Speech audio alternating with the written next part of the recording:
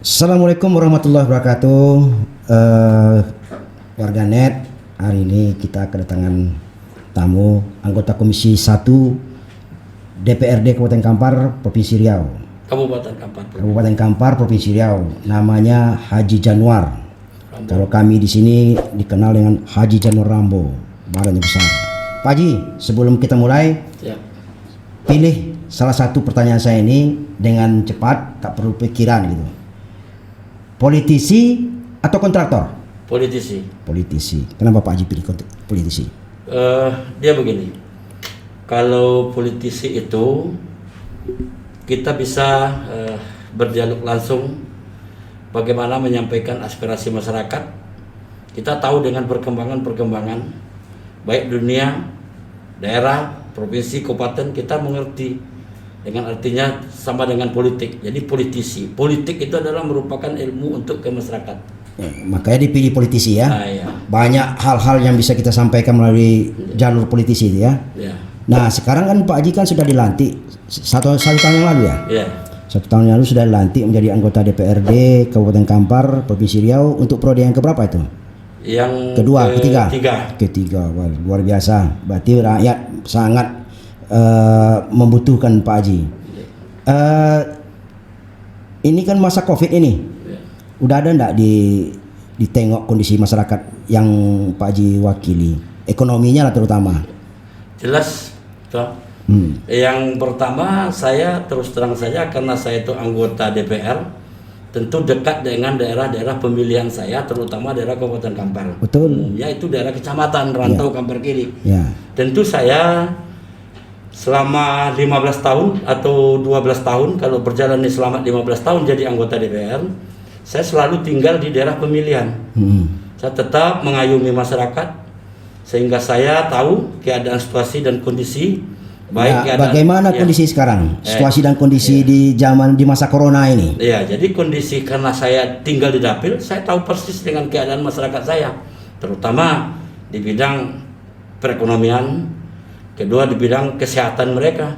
Jadi kalau dia tidak sehat, bagaimana mau meningkatkan dia ekonomi? Ya. Jadi di bidang ekonomi dan kesehatan itu sejalan mereka, baru pendidikannya.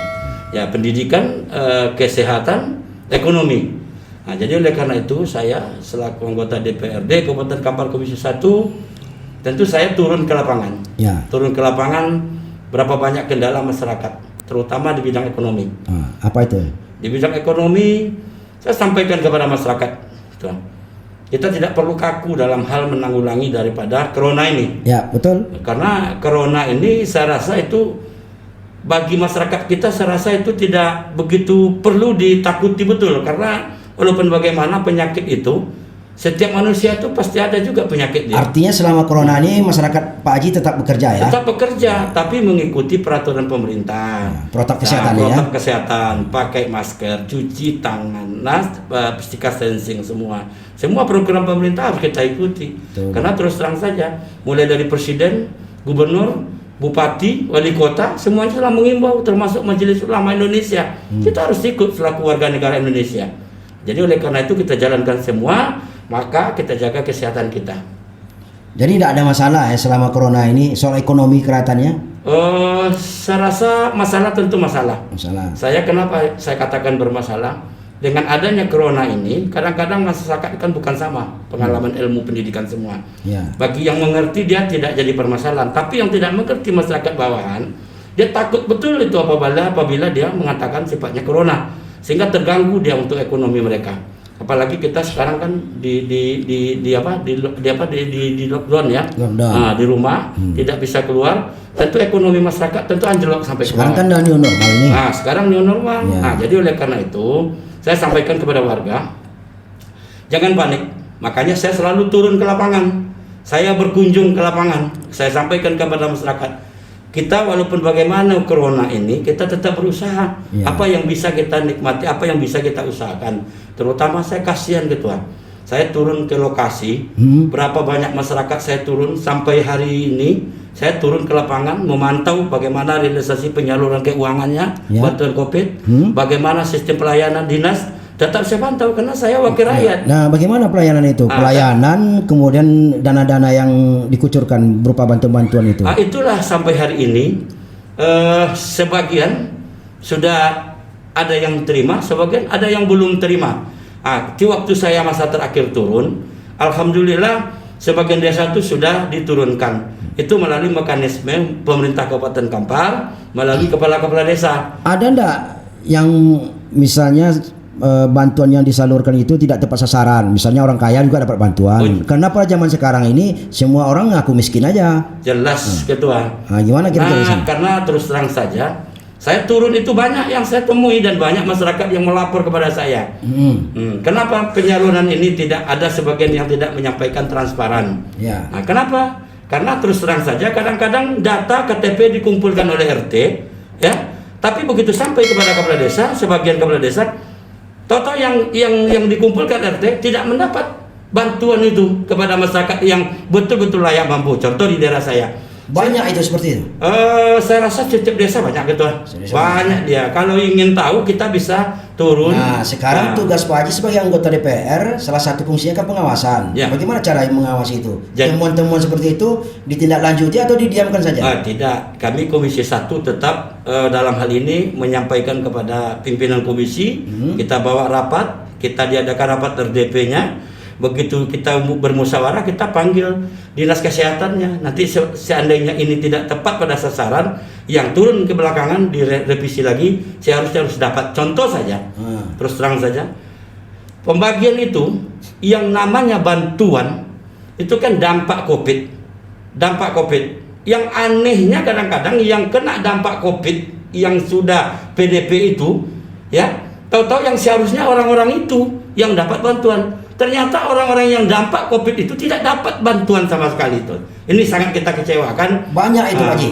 Ya, kalau yang jelas di daerah saya lah. Artinya di Komisi 1 lah. Banyak enggak itu di Kabupaten Kampar ini? Saya rasa saya tidak bisa juga memantau yang tempat lain karena saya di dapil saya adalah beberapa desa yang menyampaikan, tapi saya panggil kepala desa, tolong ini yang benar sehingga tidak ada lagi kericuhan kepada masyarakat. Karena program pemerintah ini sangat bagus gitu.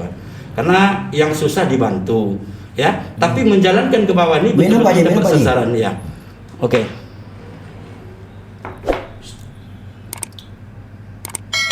Jadi tepat sasaran. Ya, tepat sasaran, harus kita minta tepat sasaran. Jadi saya menghimbau dalam kesempatan ini juga Dinas Kesehatan Kabupaten Kampar, bagi kepala-kepala desa atau pemerintah daerah Kabupaten Kampar, saya minta turun juga ke desa-desa, ya. Tolong daerah-daerah mana, seperti mana, masyarakat mana yang dapat bantuan di desa itu. Kalau bisa dibuka, dibikin suatu baleho, ditulis nama-nama yang layak yang dapat itu. Sehingga transparan, masyarakat tidak terjadi keributan. Nah, ini yang jadi permasalahannya. Kita tidak tahu dapat 50, yang dapatnya 50, entah 50, 30, 40 terjadinya suzon. Uang-uang yang dapat ke masyarakat itu oleh masyarakat dipakai untuk apa? Beli handphone apa mau ke mall itu? Oh tidak, Ketua. Kalau sekarang memang masyarakat sangat berharga. Ya. Saya terus terang saja. Memang dimanfaatkan ya dengan kondisi ekonomi sekarang ya. Apalagi 600.000. Kami dari fraksi Partai Amanat Nasional, saya anggota DPRD Kabupaten Kampar fraksi Partai Amanat Nasional. PAN ya? PAN. Saya menyumbang untuk masyarakat itu memberikan beras, kalau tidak salah kami sumbangan lebih kurang 5 ton beras. Wih, ya, 5 ton beras. Bertambah sembako, kami bagi. Kalau semua anggota DPR seperti Pak Haji ini lumayan juga 45 orang. Iya, tapi kan tergantung dari lain. Kami terus terang aja kalau Partai Amanat Nasional inilah serasa senasib sepenanggungan Ketua. Ya. Karena konstituen kita itu adalah nasib kita bersama. Karena dia meyakinkan satu suara buat kita bahwa dia bisa untuk memperjuangkan suara mereka. Kan begitu. Ya. Jadi soal bantuan tadi ada yang tepat sasaran, ada yang tidak. Ya. Yang tidak tepat sasaran diperjuangkan agar bisa dirubah datanya itu. Iya, itu kita sarankan, kita sampaikan. Alhamdulillah, kalau nggak salah kita hari Senin besok bersama pimpinan komisi kita ajukan untuk rapat, ya. Kita akan minta desa-desa untuk data penyaluran dana COVID ini supaya transparan, masyarakat tidak resah. Kita kasihan dengan pemerintah pusat, Pak Presiden. yang sudah memperhatikan sampai ke bawah programnya, tapi sampai di bawah tidak jelas perkembangan masyarakat, apa yang terjadi. Semuanya jelek aja semua. Begitu juga Pak Gubernur Ketua. Saya jujur saya sampaikan Pak Gubernur, ini Pak Samsuar ya. Pak Gubernur Riau ya. Pak Gubernur Riau. Saya terus terang saja, berapa pengeluhan dari saya waktu saya turun 1 bulan yang lalu di bulan puasa, saya turun ke kebun karet masyarakat yang sangat minim sekali Ketua. Saya prihatin keluar air mata. Saya langsung turun ke lapangan. Saya data ke bawah, hasil kebun itu cuma hanya 1 minggu 70 kilo. Harga karet itu cuma 4.000 perak per kilo. Coba bayangkan berapa kehidupan dia. Ada anak 3, ya, tidak bisa untuk mengikuti sekolah. Begitu juga dengan harga sawit waktu itu. Harga sawit itu sampai 800. Alhamdulillah, begitu mungkin Pak Gubernur tanggap dalam hal ini sesuai dengan kemampuan beliau, mungkin perjuangkan ini. Saya terus memperjuangkan komunikasi. Temuan-temuan seperti itu Pak Haji langsung sampaikan Pak Gubernur. Saya sampaikan ke Pak Gubernur. Pakai apa? Langsung saya langsung WA. Saya ya? Sampaikan sama dia. Alhamdulillah ditanggapi. Hari ini insya Allah mudah-mudahan kita jangan diambil salahnya juga. Ini rakyat Riau ini kan banyak. Nggak kan mungkin kepentingan kita pribadi diakomodir, ya. Tidak dapat kita jelekkan orang kan nggak mungkin. Tapi ambil plusnya kebaikan beliau bahwa hari ini harga sawit alhamdulillah sudah mencapai 1.200 dan 1.300. Dari bulan puasa sampai hari ini kan sudah 500 perak kenanya harga sawit.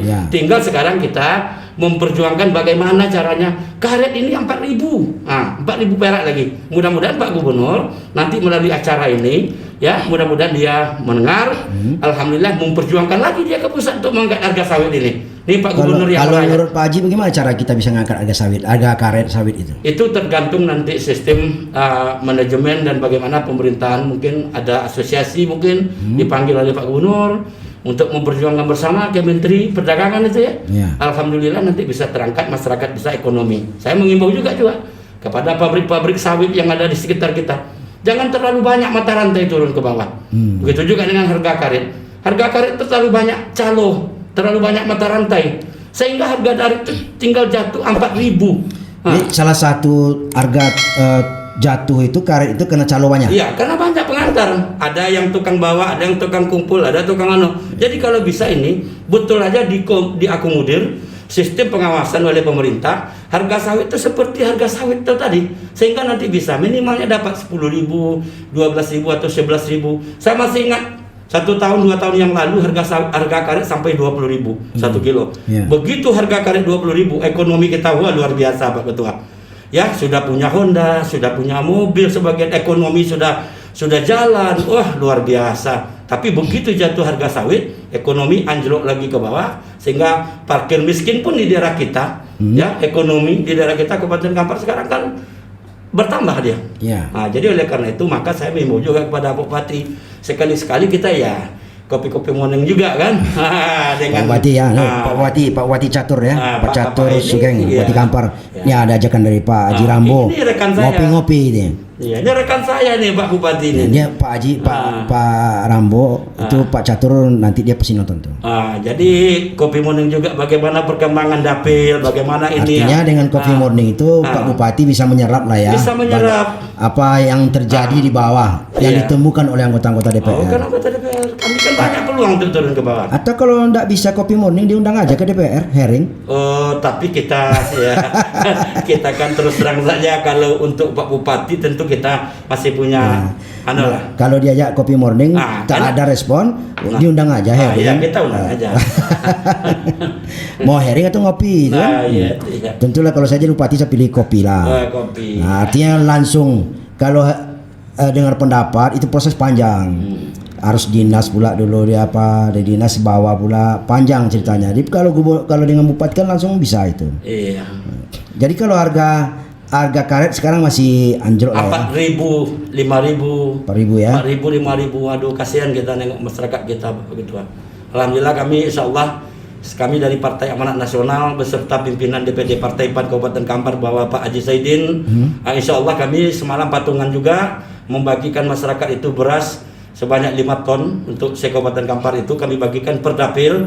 Alhamdulillah dapatlah masing-masing satu dapil itu ada yang 2 ton, ada yang 1 ton, ada yang 800 kilo. Ini kerjasama kita bersama. Luar biasa juga tuh ya. Itulah enaknya Partai Amanat Nasional nih Ketua. Apalagi kira-kira yang akan Pak Haji sampaikan dalam konteks ekonomi kerakyatan ini di masa corona ini? Jadi makanya saya turun ke lapangan, saya sampaikan kepada masyarakat, kita jangan kaku dalam menghadapi COVID-19 ini. Kita banyak berusaha sesuai dengan keterampilan kita. Alhamdulillah daerah saya pancing dia dengan pertanian. Karena apabila dengan pertanian kita berjemur, ya keluar keringat, tentu COVID tak ada lagi dia. Ya. Makanya kita bawa dengan ekonomi kerakyatan. Corona itu takut dengan panas. Takut dengan panas. Ya, makanya harus berpanas-panas. Makanya berpanas, saya suruh dia. Seperti ada tanam kates kelompok. Ada satu kelompok kates itu ketua satu desa. Satu hari itu panen dia sampai 4 ton. Satu kelompok 4 ton. Kadilah situ dalam satu kelompok, 5 kelompok, 6 kelompok itu terdiri dari 50 orang. Berapa? 200 orang. 200 orang kali 4 ton, berapa itu? Berapa ekonomi masyarakat terselamatkan oleh pertanian ini? Contohnya di desa saya Simpang 2, Kampar Kiri Hilir. Kemudian ada lagi seperti kebun jagung. Jagung kan juga bisa dibutuhkan. Sejelek-jelek harga jagung itu 1.000 perak. Iya. Berapa banyaknya jagung yang kita pasaran keluar? Alhamdulillah ekonomi itu terangkat. Insya Allah mudah-mudahan sampai hari ini di dapil saya lah. Mudah-mudahan dengan mau yang bertani tapi jangan pemalas. Ya. Kalau pemalas nah apa ya tuh? Susah itu ya. Susah dia. Jadi karena memang durasi kita terbatas Pak Haji, mungkin di momen sekarang ini seperti itu bisa kita angkat dulu. Ya. Ada lagi mau yang disampaikan? Ya, saya sampaikan kepada masyarakat saya, terutama Dapil Rantau Kampar Kiri dan juga Kabupaten Kampar khususnya, dengan adanya COVID-19 ini, kita semakin hari semakin giat untuk mengangkat ekonomi kita dengan melaksanakan ekonomi kerakyatan bersama dengan keluarga kita, supaya anak-anak kita tidak terjadi putus sekolah. Ya, kita kasihan anak-anak kita kalau tidak kita berusaha, terputus sekolah, masa depan kita nanti kita yang sudah tua siapa lagi ganti kita. Jadi oleh karena itu masyarakat saya, mari kita bersama bergotong royong menanam dan menjaga kebaikan kita di dunia dan di akhirat, dan juga begitu dengan ekonomi kita, keluarga kita jadikan keluarga sakinah mawaddah warahmah. Baik Pak Haji, terima kasih atas hasil pengamatan di lapangan. Mudah-mudahan ini berguna bagi pemerintah, karena banyak hal yang disampaikan oleh beliau ini, terutama soal kondisi ekonomi bawah, terutama soal harga sawit. Mudah-mudahan pemerintah pusat harga karet maksudnya. Mudah-mudahan pemerintah pusat juga menjadi perhatian tentang harga karet yang ditemukan oleh Haji Januar Rambo. Demikian pemirsa, jangan lupa subscribe. Assalamualaikum warahmatullahi wabarakatuh.